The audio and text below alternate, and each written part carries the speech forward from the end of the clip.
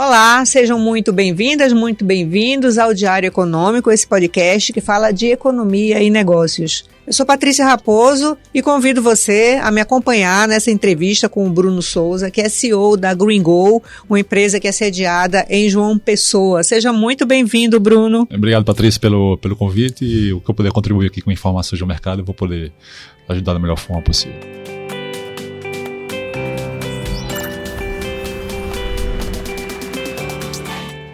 Eu acho que você vai contribuir bastante, porque hoje nós vamos falar sobre regulamentação de criptomoedas e ele entende tudo sobre este assunto, não é isso? O pouco que eu sei é bem importante. Vamos ver. Eu queria contextualizar primeiro, pessoal, falar um pouquinho de como é que anda o cenário da criptomoeda. Isso. Seguinte, essas moedas digitais que usam sistemas de criptografia para a realização de transações, elas não são hoje regulamentadas pelo Banco Central, pela Comissão de Valores Imobiliários, né? Ao contrário do dinheiro soberano, que é aquele dinheiro emitido pelos governos, né? Como o Brasil emite o real, os Estados Unidos emite o dólar. Então, hoje no Brasil, apesar disso, existe 3 milhões de pessoas registradas em corretoras que negociam criptomoedas. Esse número já passou, né, Bruno, a quantidade de investidores na Bolsa de Valores, né? Perfeito. Hoje no Brasil existe mais realmente investidores em cripto do que na Bolsa de Valores da CVM, né? Pois é, incrível. Não está regulamentado, mas todo mundo quer comprar. É impressionante essa movimentação das criptomoedas. Bom, as empresas que vendem os criptoativos não estão sujeitas, como eu falei, ao Banco Central, à Comissão de Valores Imobiliários. O que se diz é que isso torna tudo mais difícil quando o assunto é lavagem de dinheiro, evasão de divisas, essas coisas. Mas, enquanto a gente está conversando aqui, tramita no Congresso Federal um projeto para a regulamentação das criptomoedas, que já passou pelo Senado, né? Agora está na Câmara dos Deputados. Aí, a qualquer momento, né? Talvez até quando esse podcast for ao ar, ele já tenha sido analisado e votado. Mas a gente vai conversar sobre isso independentemente do resultado dessa tramitação, tá? Então, Bruno, eu queria começar da seguinte forma, né? Para você, quais são os principais desafios para essa regulamentação das criptomoedas? Então, Patrícia, hoje no Brasil precisa realmente dessa regulamentação, né? Como no mundo todo, eu creio nisso. Quando a cripto foi criada, ela foi criada para ser realmente um ambiente descentralizado ou não tivesse regulamentação de governos. Por isso que até hoje é tão complicado regular esse mercado. Mas apesar de tantos golpes no mercado, tanta insegurança no mercado, se faz sim necessário uma parte de ter esse controle, ter essa questão de informações das empresas que oferecem serviço no mercado cripto. Então o principal desafio realmente é como o governo ele vai conseguir controlar um mercado tão gigantesco, né? Como ele vai se comportar diante de tanta informação, de tanta tecnologia. Qual vai ser o órgão que vai regulamentar esse mercado, né? Então a gente tem que escolher se vai ser o Banco Central, que eu creio que seja o Banco Central, ou se vai ser o COAF, ou se vai ser a Receita Federal, né? Ou seja, saber como ele vai ser o controle dessas informações é o que é o grande curiosidade nossa nesse mercado, né? Porque a gente está falando de mais de 20 mil criptomoedas, perfeito, não é isso? Perfeito. No mundo. Perfeito. E em transações globais. Né? E o ponto é, essa regulamentação, ela tem que ser local, ela tem que ser internacional, tem que ser o Fundo Monetário Internacional que vai fazer essa regulamentação. Como é que você vê isso? O mercado é global, né? Não existe um mercado doméstico de cripto, né? Ou seja, as moedas digitais são criadas para o mundo, né? Tipo a nossa, a Amazonas Coin e outros projetos que estão no mercado, é criado para o mundo. Então, a blockchain é um ambiente transparente, fato, né? É um ambiente aberto, né? Ao contrário do que se diz? Ao contrário do que se diz, o blockchain hoje é um ambiente muito seguro de informações, totalmente rastreáveis. Então, como eu falei para você antes de começar a nossa entrevista, é uma terra que não é sem lei, como se fala, né? É uma falácia muito grande falar que o mercado cripto é um mercado sem lei. Não, é um mercado com lei.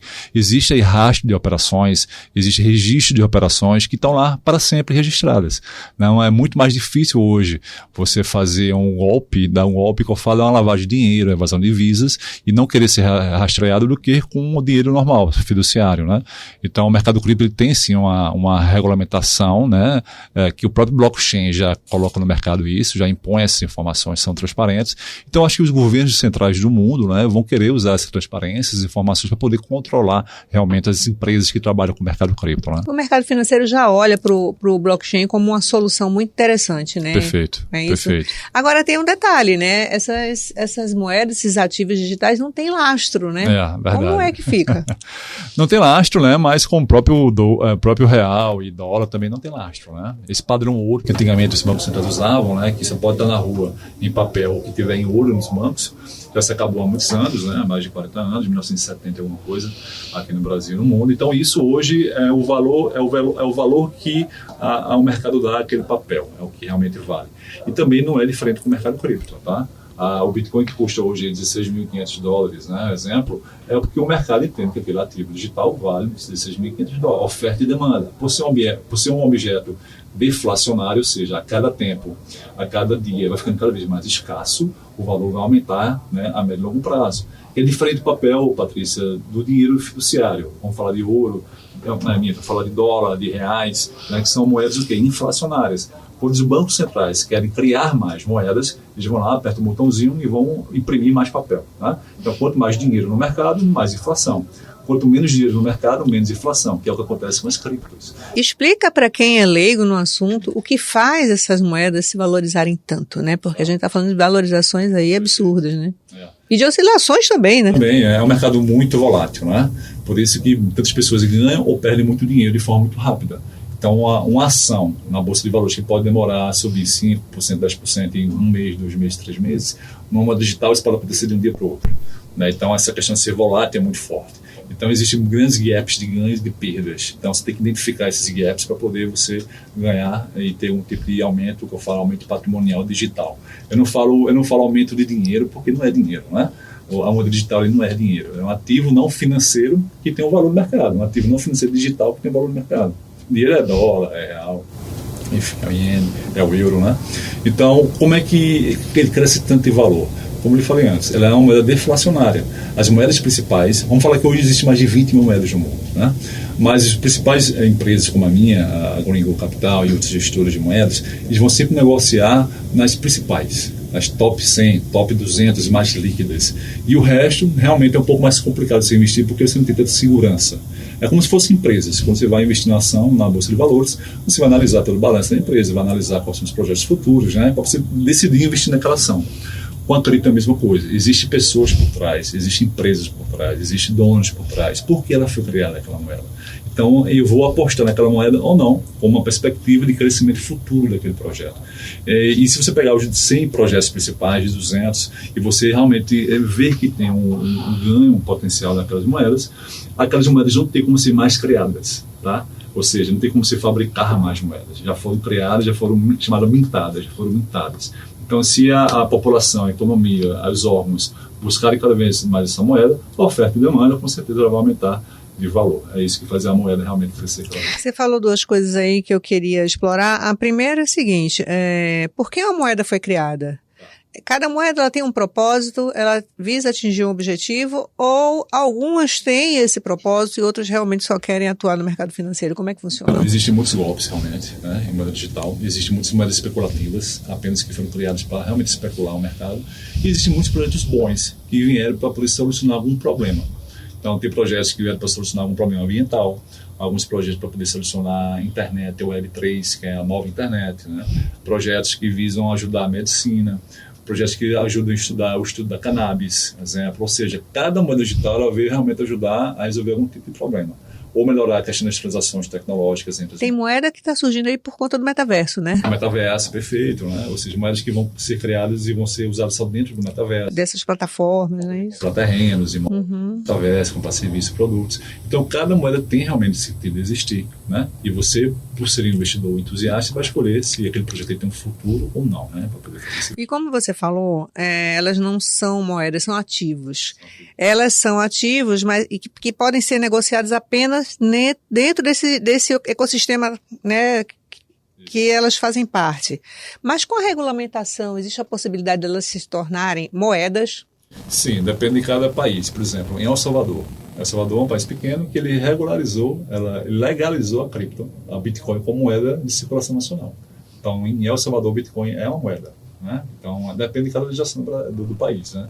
No Brasil, eu espero que ele seja realmente também identificado como uma moeda, não uma moeda supranacional, vamos dizer assim, né, acima do real, mas sim uma forma de meio de troca, né, um meio de troca de pagamento de serviços. Sim, eu creio que isso aconteça. Então, El Salvador é um país que olha o Bitcoin como realmente uma moeda. A Estônia, a Lituânia, tem uns países poucos, você pode ver, são países de pouca expressão. Né? Os países de pouca expressão, eles têm a mais tendência de legalizar esse mercado, porque ele quer atrair o quê? A atenção internacional, quer atrair investidores internacionais. Investidores, para né? poder se instalar lá, suas empresas, ter um ambiente confortável, né, economicamente, politicamente, juridicamente, para poder desenvolver seus projetos.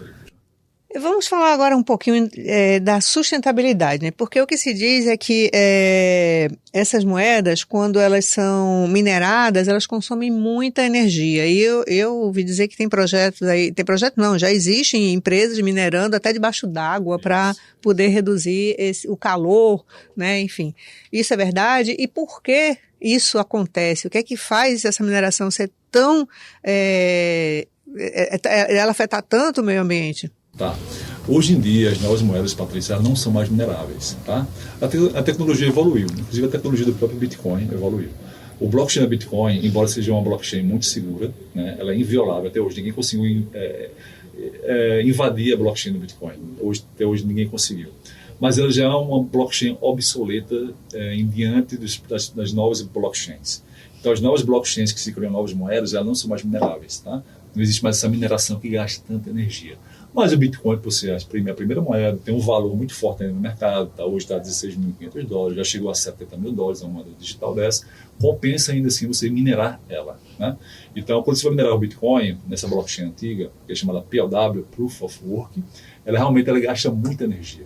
Né? Por isso tem essa questão ambiental, que falam muito. Né? Energia, falam que até 2% da energia do mundo hoje é gasta para poder minerar. 2%? 2%. Uau! Muito, né? Muito, né? Então, aí muitos são energias do quê? Poluentes. Energia de carvão mineral, né? Energia a óleo diesel, né?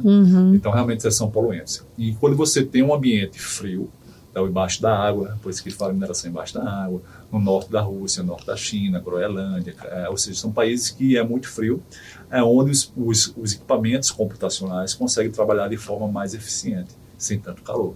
Né? Porque a energia para você manter eles frios, né? Esfriar esses equipamentos, é tão maior quanto deixar desligados, vamos dizer assim. Né? Porque um equipamento muito quente ele não consegue produzir e performar muito. Então, quando você pega esses equipamentos e liga na blockchain do Bitcoin para poder resolver cálculos matemáticos, resolver ali as transações que a rede está precisando resolver para poder validar as informações, é assim que os mineradores ganham frações de Bitcoins, como forma de compensação por dar velocidade nessa rede. Aí sim é um ambiente favorável quando ele é frio e tem mais poder computacional possível. Então, por isso que embaixo da água é um bom local para você. E a mineração é exatamente o quê? É a operação em si da compra e venda, porque a gente negocia-se milésimos de centavos não é? É isso? É isso. O Bitcoin você pode transacionar frações de Bitcoins, né? Após a vírgula existem 8 casas decimais, né? Então você pode comprar 0,00001 Bitcoin, que equivale a R$10, por exemplo. Né? Então, quando você compra o Bitcoin na rede, ou quando você transaciona, então você pegou seu Bitcoin e mandou para um amigo seu, tá? A rede, a blockchain, vai validar as informações que você manda esse comando. Então, o blockchain vai validar que você tem uma carteira digital válida, que o seu amigo tem uma carteira digital válida, e você vai mandar para ele. Quem faz isso são os mineradores, que vai dar o quê? Velocidade e veracidade da rede para poder essa transação realmente ocorrer. Isso ocorrendo, eu vou ganhar o quê? Como minerador? Frações dessa operação. Frações de Bitcoin. Comissões em cima disso aí, né? Certo. E Bitcoins novos que não estão no mercado ainda. Por isso que se chama minerar. Minerar é você pegar coisas novas, né? Você pegar um Bitcoin. E de onde vem esses Bitcoins, Bruno? Pelo amor de Deus, onde é que surge isso? É uma coisa, quanto mais a gente puxa, mais complicado fica. Verdade. Como é que pode? O blockchain da Bitcoin foi criado com 21 milhões de moedas. Então, foi criado já setado, né? Definido por 21 milhões de moedas. Já foram minerados mais ou menos 19 milhões de Bitcoins.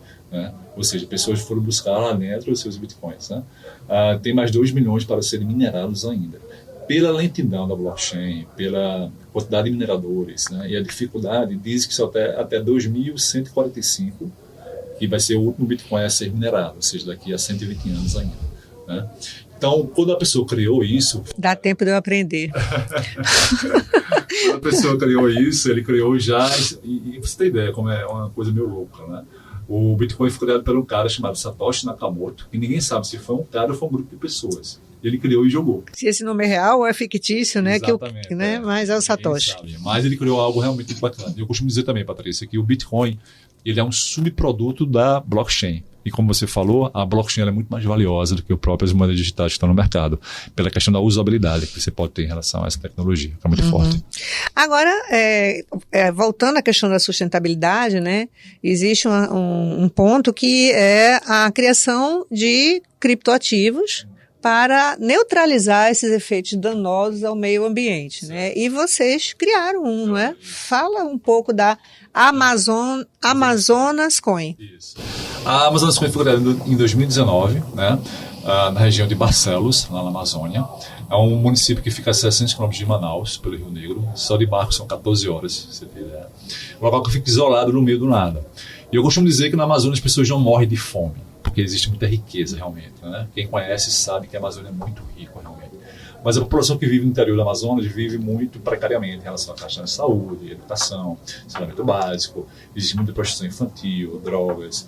Então, o nosso projeto do Amazonas Coin é que ele faz, ele pega 20% do que está arrecado com esse projeto e aplica em projetos socioambientais na Amazônia, que é também da parte de conservação ambiental, que é o que ajuda a ter a diminuição da poluição, né, da atmosfera com o crédito de carbono. Isso é um crédito de carbono? Eu vou explicar exatamente Tá. o que é o crédito de carbono e também projetos sociais com crianças carentes na região, né? Então, esse é o nosso papel da Amazonas Coin, levar desenvolvimento, a melhoria da vida humana das pessoas que lá vivem no exterior. Então, levamos placas solares para o interior, levamos... E a operação está lá ainda em Barcelos?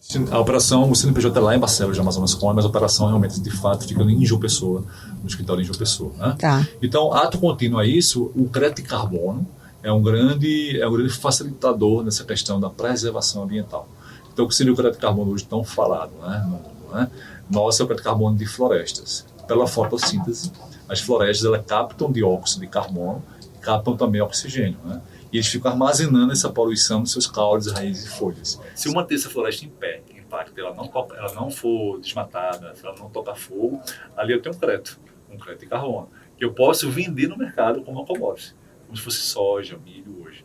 Então, nos mercados regulados, que são os países europeus, né, a União Europeia, alguns estados americanos, alguns países asiáticos, onde seus governos exigem que as empresas que poluem muito, aí tem uns segmentos, setores, comprem crédito de carbono de projetos como o nosso, que é o chamado, tem a Amazonas Coin, /Save the Green, salve o verde, para poder compensar sua pegada ambiental. Então, eu poluí aqui, mas eu consegui conservar aqui. Uma floresta lá no Brasil, em Singapura. Os 20% que você reverte para a preservação é que geram esses créditos? Também, perfeito. A gente tem aí um projeto também? nosso. Ou quer que tem mais? Tem mais também. Nós hoje temos um projeto com 10 mil hectares na região amazônica, né? Onde nesses 20% que nós temos, ajudamos a preservar esses 10 mil hectares e quantificar o crédito de carbono no mercado e vender no mercado nacional e internacional.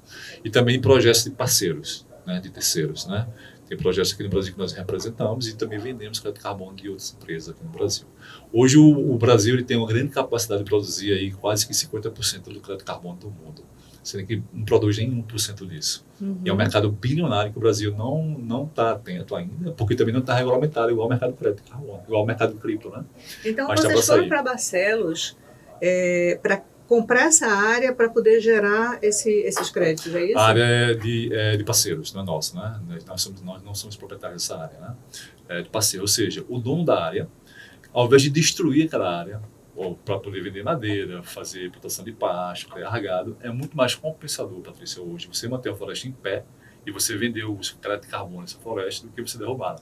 Financeiramente falando, conservar hoje dá dinheiro. Né? Ou seja, dá quanto mais de dinheiro?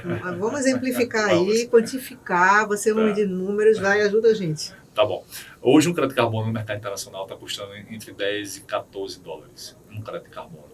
O nosso lá é R$54, que é basicamente 10 dólares também, um crédito de carbono. Né? Tivemos um projeto inicial com 480 mil créditos de carbono. Vendemos aí 450 mil em média de crédito de carbono. Há uma média de 10, 8, baixou um pouco também na época, 7 dólares, ou seja, cada crédito de carbono. Né? E isso é anual. Quando você emite um crédito de carbono em uma floresta, depois de um ano você pode emitir novamente o mesmo crédito de carbono, porque ele é retroativo. Né? Naquele período, naquele ano, através de cálculos de estudos florísticos para saber quanto ele capta, né? E isso é um estudo que a própria ONU já faz, tá? Isso não é nada de...